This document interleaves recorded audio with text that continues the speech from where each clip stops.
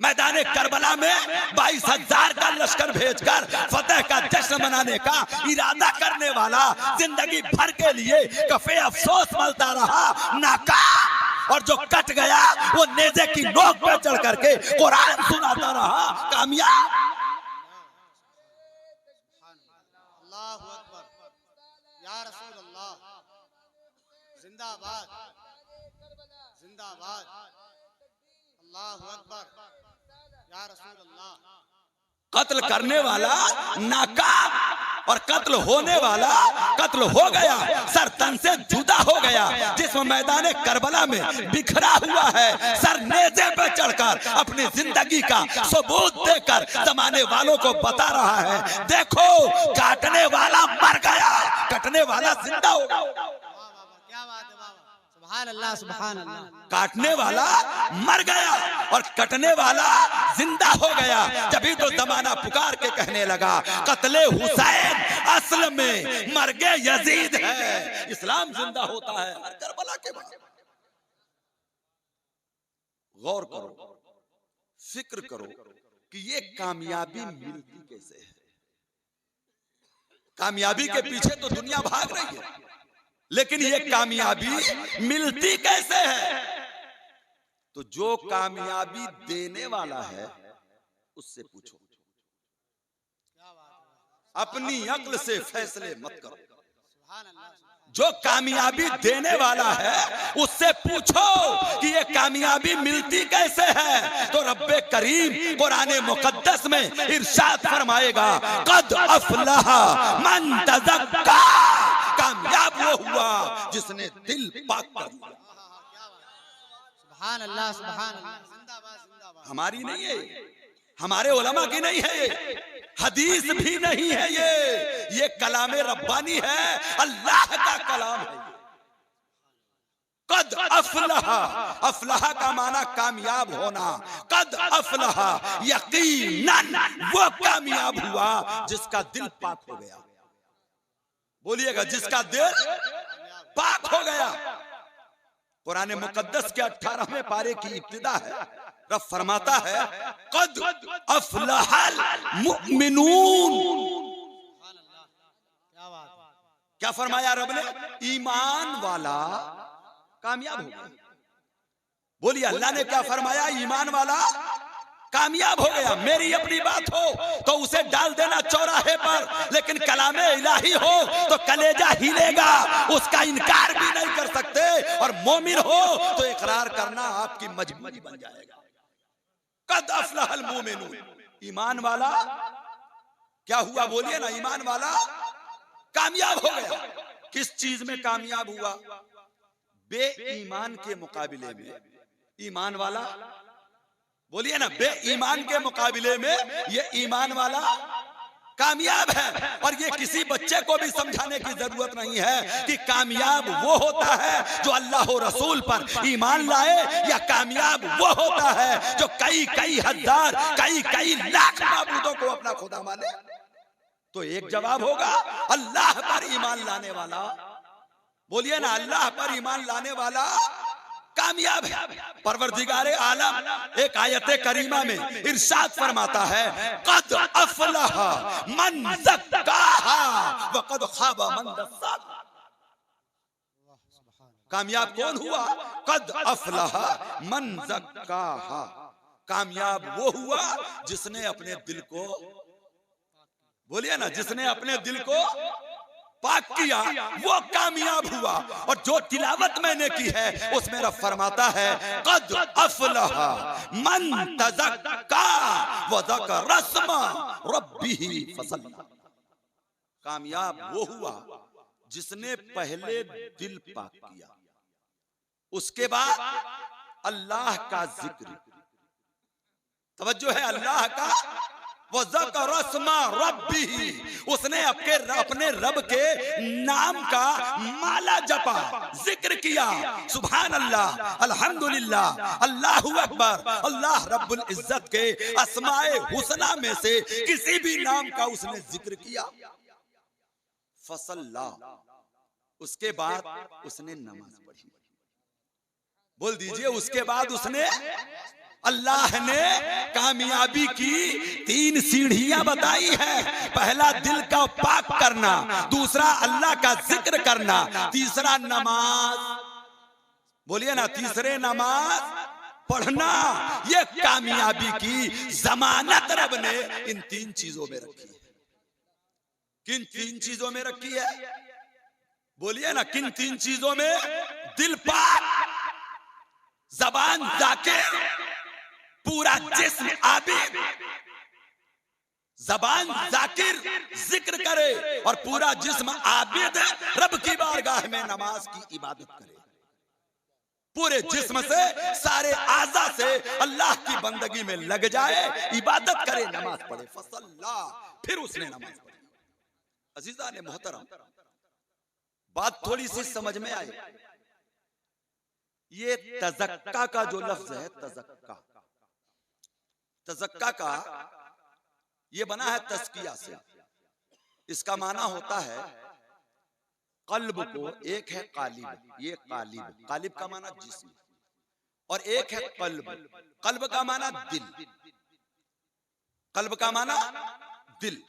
तो ये जो दिल है, दिल, इसको पाक करने का माना तज़किया है, और जिस्म को पाक करने का माना तहारत। बोलिए क्या है? तहारत। तहारत का माना जाहिरी जिस्म को पाक करना, वुजू तहारत, गुस्ल तहारत, ये कपड़े पाक करना तहारत। बोलिए किस में आता है ये कपड़ा पाक करना? किस चीज में आता है ये? तहारत में, पाकी हासिल करने में। इनको पाक करने के लिए जिस चीज को अल्लाह ने हमारे सामने रखा है वो पानी है। क्या है वो? पानी। साफ पानी हो, पाक पानी हो, अच्छा पानी हो, पाक करने वाला पानी हो, उस पानी से आप कपड़ा धोइए, आपका कपड़ा पाक हो जाता। नहीं हो जाता? हो जाता है। कितने घरों में घर के लोगों को जो कपड़े धोते हैं, उन्हें कपड़े पाक करने के मसाइल आते हैं। सोचिएगा, ये तो नमाज की शर्तों में से एक शर्त है। बोलिए ना, शर्तों में से। और शर्त का माना आप जानते हैं? शर्त उसे कहते हैं कि अगर किसी इबादत में कोई शर्त हो और वो न पाई जाए तो वो इबादत शुरू ही नहीं होती। वो इबादत शुरू ही नहीं होती। और कपड़े का पाक होना, नमाज की जगह का पाक होना, बदन का पाक होना, गुस्ल होना और वजू होना। कपड़े का हाल इतना खराब है, बात सच है तो फिर कबूल करो। मैं कहता हूं, ये न देखो कि कौन कहता है। आपको मसला मालूम तो आप कपड़े धोते नहीं है, अपनी तौहीन समझते हैं। जिन्हें मसला मालूम नहीं है उनसे आप कपड़े धुलवाते हैं और उन्हें मसले का पता नहीं है। अब आपको ये पता नहीं कि ये कपड़ा साफ तो है, पाक भी है कि नहीं। याद रखना, कपड़े का साफ हो जाना और है, और कपड़े का पाक हो जाना ये और है। हो सकता है कपड़ा मैला हो सकता है कपड़ा गंदा हो सकता है कपड़े में दुनिया की मैल लगी हो, लेकिन ये हो सकता है इन तमाम के बावजूद वो पाक हो और चमक रहा हो, परेश भी हो, लेकिन हो सकता है कि वो, बोलिए ना, वो। इतनी बात तो आप जानते हैं, चूंकि मोमिन हैं, एक कतरा पेशाब का लंबे से लंबे, चौड़े से चौड़े कुएं में डाल दीजिए, जो 10 हाथ लंबा 10 हाथ चौड़ा यानी मुरब्बा 100 हाथ का न हो, तो एक कतरा उसे नापाक कर देता है। बोलिए क्या करता है उसे? एक कतरा पेशाब या कोई भी नापाकी किसी कुएं में डालो, किसी टंकी में डालो, किसी बड़े टब की हैसियत क्या है, डालते जाओ, पानी नापाक। बोलिए क्या होगा? पानी नापाक। और हमारे घर के टैंक का नाम जानते हैं क्या है? क्या है? Washing machine. अब्बा जी के कपड़े उसी में, नमाजी साहब के, हाजी साहब के कपड़े उसी में, नमाज पढ़ने वाले और न पढ़ने वाले सबके कपड़े उसी में, और जरूरत हुई तो बच्चे की पेशाब की चड्डी भी। मसले बताए थे क्या आपने अपनी औरतों को कि अगर 1000 कपड़े हो उनमें एक चड्डी भी, एक बालिश्त की अगर नापाक डाल दी तो वो सारे कपड़े नापाक हो जाएंगे। करते रहिए पाक, सारे कपड़े नापाक हो जाएंगे जनाब। पाक नहीं होंगे वो कब तक? जब तक कि पाक करने के तरीके से उसे पाक ना कीजिए। क्या है पाक करने का तरीका? पढ़िए किताबें, पूछिए उलमा से। एक बाल्टी में पानी लीजिए, उसमें एक कपड़े को डालिए, खूब उसको हिलाइए, बाहर निकालिए, उसको निचोड़िए। कितना? इतना निचोड़िए कि जब दोबारा निचोड़ें तो कतरा ना आए, पूरी ताकत से निचोड़िए।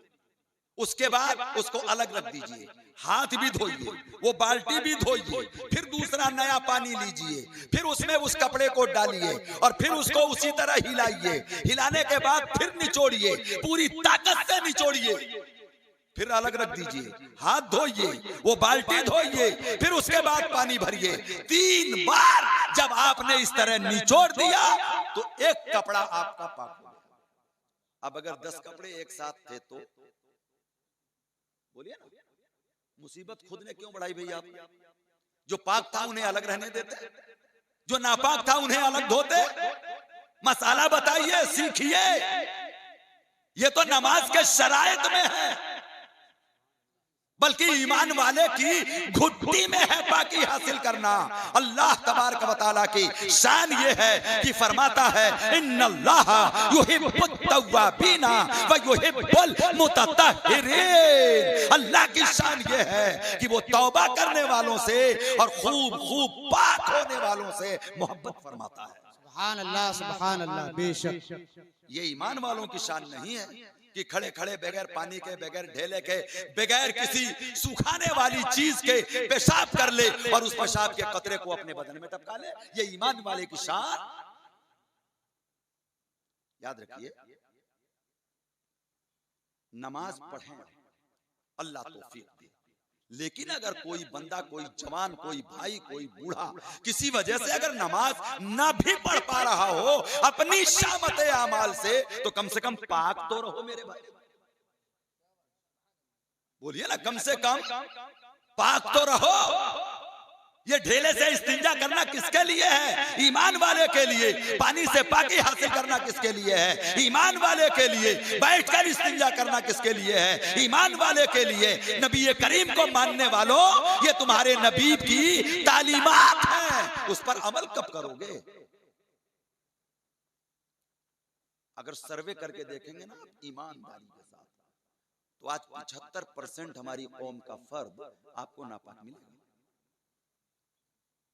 किसी का गुस्ल सही नहीं होगा तो किसी के कपड़े पाक नहीं होंगे, और अगर ये दोनों पाक भी हैं तो घर से बाहर निकलेगा तो वो चंदेरी से बाहर जब निकलेगा ना तो वो अशोकनगर बाद में पहुंचेगा, नापाक रास्ते में ही हो जाएगा। वो अशोकनगर बाद में पहुंचेगा, ललितपुर बाद में पहुंचेगा, उससे पहले तो कहीं ना कहीं इस्तिंजा कर लेगा, और जब इस्तिंजा करेगा तो पाकी का ख्याल नहीं करेगा, इसलिए कि एहतमाम किया ही नहीं है कि सफर पे जा रहा हूं, इस्तिंजा आ गया तो क्या करूंगा। पहले के बुजुर्ग हमारे ढेलों की पोटलियां लेके चलते थे, पानी के गैलन लेके चला करते थे। आज बड़ी तरक्की का जमाना है, आपने देखा होगा कुछ कागज वो तैयार कर दिए गए हैं जो सिर्फ इस्तिंजे के लिए काम में लिए जाते हैं, जिसको आप टिश्यू पेपर कहते हैं। वो लिखने के लिए नहीं होता, वो सिर्फ चर्बी को, तरी को, तेल को, पानी को जज्ब करने के लिए ही बनाया जाता है। इसलिए उसके इस्तेमाल में अब कोई हरज, हाँ, वरना कागज से इस्तिंजा करना जायज नहीं है, चाहे वो लिखा हुआ हो या बगैर लिखा हुआ हो। ये उसकी हुर्मत का ख्याल करना पड़ेगा आपको, कागज से नहीं। वो काम में आने वाली चीज है, चाहे वो अखबार का टुकड़ा ही हो। आप सोचते हैं इसमें कौन सी अरबी लिखी है, कौन सी उर्दू लिखी है? अरे ईमान वालों, जबान कोई भी हो, लिखी तो है। क्या बात है, सुभान अल्लाह। मुहतातीन उलमा अखबार को दस्तरखान तक नहीं बनाने देते कि उस पर लिखा हुआ है। और कभी गौर से देखेंगे ना तो कहीं मोहम्मद लिखा होगा, कहीं कोई ना कोई बात लिखी होगी। अखबार बिल्कुल खाली नहीं होते, कई दफा उसमें इस्लामी मैटर भी होते हैं। कम से कम किसी का नाम ही आ गया उसमें और लिखा है मोहम्मद कैफ। बोलिए ना, क्या आपकी गैरत गवारा करेगी? नाम किसी का भी हो, वो ईमान वाला हो या बेईमान। हाँ, कई बेईमानों के भी नाम ईमान वाले हैं। कोई एतराज है? कई बेईमानों के नाम ईमान वाले हैं। तो इसका मतलब कि आप उस नाम की बेहुरमती करेंगे, उसमें जो लफ्ज़े मोहम्मद है वो कल भी आपके महबूब का नाम था, आज भी आपके महबूब का।